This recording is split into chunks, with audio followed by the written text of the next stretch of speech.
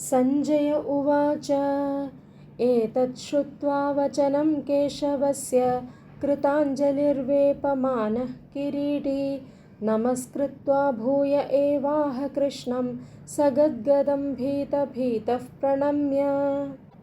सञ्जय उवाच केशवस्य एतद् वचनं श्रुत्वा किरीटी भीतभीतः वेपमानः भूयः कृष्णं प्रणम्य നമസ്കൃത്വാ കൃതാഞ്ജലിഃ സഗദ്ഗദം ഏവ ആഹ.